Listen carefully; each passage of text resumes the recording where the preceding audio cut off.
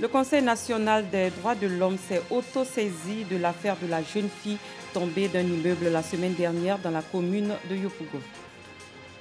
Bonsoir, merci de suivre le 19h sur RTI 2. La semaine dernière, des images circulant sur les réseaux sociaux montraient une jeune fille tombant d'un immeuble dans la commune de Yopougon. Une jeune femme qui visiblement se disputait avec son conjoint. Le département Femmes, Enfants et Personnes vulnérables, droits de solidarité du Conseil national des droits de l'homme de Côte d'Ivoire s'est rendu sur les lieux de l'incident ainsi qu'au commissariat du 38e arrondissement. Je vous propose de suivre le point de nos reporters Bintou Pekele et Pagasoro Kone, également présents sur les lieux. Une jeune fille tombée du 3e étage d'un immeuble à Yopougon. L'affaire n'a pas fini de relever ce secret. Le Conseil national des droits de l'homme, CNDH, apporte des éléments nouveaux après une enquête menée sur le terrain. Les premiers soins ont été pris en charge par une ONG. Elle a fait un scanner, une IRM, et selon les résultats de ces examens, l'état est satisfaisant. En tant qu'institution en charge des questions des droits de l'homme, nous avons été interpellés. Une équipe s'est rendue sur les lieux des faits, a échangé avec le voisinage. La même équipe s'est rendue au commissariat du 38e arrondissement où est mis en garde à vue le conjoint de la jeune dame. Elle n'a pas de séquelles et les faits se sont produits effectivement au moment où la femme, la jeune dame, était en état d'ébriété. Ça, il faut le noter. Maintenant, qu'est-ce qui s'est passé pendant qu'ils étaient là-bas? Toutes les parties ont parlé, nous avons recoupé, mais nous attendons la décision du procureur. Donc pour l'heure, vous ne pouvez pas tirer de conclusion? On ne peut pas tirer de conclusion hâtive. Ça serait décider, dire des choses. Sinon, nous avons les versions de toutes les parties, mais en tant qu'institution en charge des questions des droits de l'homme, nous suivons avec les autorités policières et judiciaires. Même s'il est établi pour l'instant qu'il n'a rien fait, mais on ne peut pas le relâcher comme ça pour sa propre sécurité. Il faut qu'il soit maintenu entre les mains de la police jusqu'à ce que le parquet se prononce sur sa situation. Nous, on reste saisis du dossier. Nous allons suivre comment est-ce que le parquet va traiter, puisqu'il sera déféré devant le parquet. Et est-ce que le procureur va décider? Nous allons suivre. La présidente du CNDH appelle les populations à la retenue. Seule l'enquête judiciaire en cours en ce moment révélera toute la vérité. Vous savez, ces genres de dossiers, c'est tellement délicat, il faut éviter de le traiter au travers des réseaux sociaux. Il faut aller aux informations. C'est seules les informations des parties, des témoins et des victimes qui peuvent être considérées. Donc, j'en appelle à tous les utilisateurs de ces plateformes de communication à faire très attention à tout ce qui est distillé, à ne pas en rajouter à l'angoisse des populations. Et surtout de veiller au respect des uns et des autres. Donc, faisons confiance à nos autorités policières et judiciaires. Eux, ils sauront établir les faits, la vérité.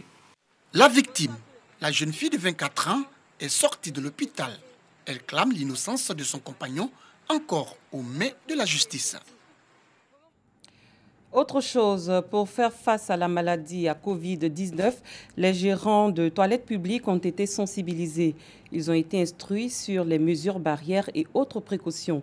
Cette action s'inscrit dans le cadre de la lutte contre la propagation du coronavirus. Clément Boko. Moussa est un gérant de toilettes publiques au marché Avocatier dans la commune d'Abobo. Dans le local, Moussa reçoit en moyenne une centaine de personnes au quotidien. Par 100 commerçants, tous s'y rendent. Ici, difficile de respecter certaines mesures barrières édictées par le gouvernement, faute de kits hygiéniques et d'informations. Et ce constat est le même dans les 56 toilettes publiques dont dispose la commune. Pour éviter que ces lieux deviennent des nids de propagation de la maladie à coronavirus, les gérants reçoivent des kits hygiéniques composés de savon liquide, gel hydroalcoolique, gants, cache-nez et produits désinfectants. Le ministre a dit, le ministre Marietou a dit, il n'y a pas de petits dons. Quand tu as un peu, tu envoies, on fait le travail, le micro va partir, il va mourir. C'est ce que le docteur a fait. On le remercie de tout notre cœur, que Dieu le bénisse. Une initiative de l'ONG Agis, Association Graines Ivoire Santé, qui entend apporter sa contribution à la lutte contre le coronavirus. On doit nettoyer régulièrement à l'eau de Javel l'endroit où les gens vont faire leur toilette. Nettoyer régulièrement les bouilloires. Nettoyer régulièrement là où on s'assoit. Nettoyer régulièrement là où on met les mains. Parce que c'est une maladie de main. C'est une maladie de main sale. Si on pose la main quelque part, quelqu'un qui avait la maladie avant, vous attrapez, vous repartez à la maison avec. La raison pour laquelle il faut nettoyer, se laver les mains, javeliser, désinfecter avec les produits, avec les pulvérisateurs, avec l'eau de Javel, avec les mouchoirs, avec le savon, avec les désinfectants alcoolisés. Cette action se poursuivra dans les toilettes publiques des autres communes du district d'Abidjan, épicentre de la maladie à 93% des cas confirmés dans le pays. La mairie d'Abobo a reçu des vivres et non-vivres. Ce geste émane d'un volontaire qui entend aider les personnes vulnérables en cette période de crise sanitaire. Clément Boko. Des kits de lavage des mains, de l'huile et du riz d'une valeur de 3 millions de francs CFA. Tel est le don offert par l'entrepreneur Dro Joël Diomandé à la mairie d'Abobo. Ces kits alimentaires et sanitaires sont destinés à 500 familles démunies de la commune. Nous sommes là ce matin pour une cérémonie de remise de dons au maire d'Abobo pour aider les familles vulnérables. Nous voulons leur apporter notre soutien pour qu'ils puissent supporter au moins le confinement. Nous avons des schémas de remise même de ces dons directement aux ayants droit. C'est nous-mêmes, tout le conseil municipal, tout le personnel de la mairie. Ensemble, chacun va vers une famille, chaque famille individuellement pour remettre les dons, pour que ça arrive. Donc au nom du maire, le ministre d'État, je voudrais lui dire merci. Ce don du volontaire Dro Joël Diomandé vient renforcer le plan de lutte contre la maladie à coronavirus initié par la mairie d'Abobo.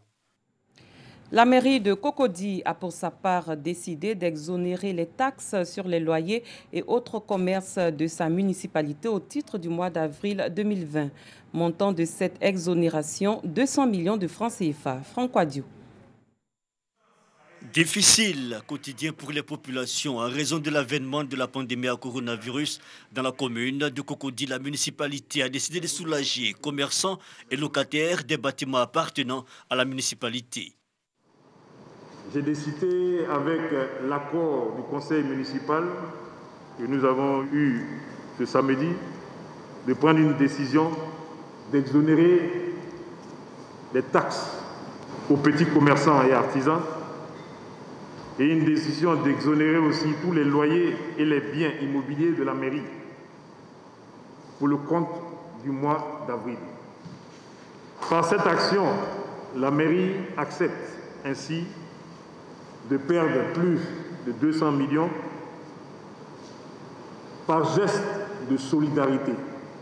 En ces circonstances actuelles, je viens en appeler au développement d'un esprit de fraternité, de proximité plus pratique et plus inventive entre les habitants d'un même quartier. Une décision fortement appréciée. Nous sommes très contents, surtout pour l'exonération des loyers, parce que ça c'était vraiment un problème, vu qu'on n'a pas travaillé pendant un certain temps, donc c'était un peu difficile de savoir comment gérer son loyer. Le maire de la commune de Cocody, Jean-Marc Ayassé, exhorte les populations au respect des mesures prises en vue de remporter la guerre contre ce virus. Mettons le cap sur la ville de Dabou, précisément dans les villages de Debroumou et d'Akradjo, dans la région des Grands Ponts. Les populations ont été sensibilisées au respect des mesures barrières pour freiner la propagation du coronavirus. C'est une initiative de l'ONG Kidjo Guizon KG Group qui a profité de l'occasion pour offrir des kits d'hygiène et de protection aux habitants des Grands Ponts. Paga Sorokoni. Une parade à travers quartiers, gares routières et marchés de la ville de Dabou, mais aussi dans les villages de Debroumou et d'Akradjo dans la région des Grands Ponts. Objectif de cette parade, sensibiliser les populations de ces différentes localités sur les comportements citoyens à adopter pour lutter efficacement contre le nouveau coronavirus et éviter sa propagation dans la région. Une initiative de l'organisation non gouvernementale Kidjo Guizun KG Group. Nous sommes venus ce matin sensibiliser la population de Dabou pour leur dire que si nous respectons les mesures barrières, nous allons être épargnés. Les responsables de cette ONG profitant de l'occasion ont fait des dons composés de kits d'hygiène et de protection aux commerçants, à la chefferie et aux habitants des villages et villes de ces localités avant de les inviter au strict respect des mesures barrières. Les bénéficiaires n'ont pas manqué de saluer le geste de l'ONG KG Group et promettent en faire bon usage. Votre visite, je dirais une visite heureuse, bienvenue. Parce que même ce matin, je me posais la question de savoir, mais comment allons-nous nous organiser pour donner une nouvelle habitude à nos enfants, et puis comme Dieu est miséricordieux, et qu'il sait lire dans les pensées de tout un chacun. Il avait déjà mis en route, je dirais, ces ambassadeurs, ces anges que vous êtes. C'est tout heureux de savoir qu'on a pensé aussi à grandir. Cette œuvre-là va prospérer, que vous allez réussir dans le temps, surtout, parce que c'est une œuvre de longue haleine et ce n'est pas facile.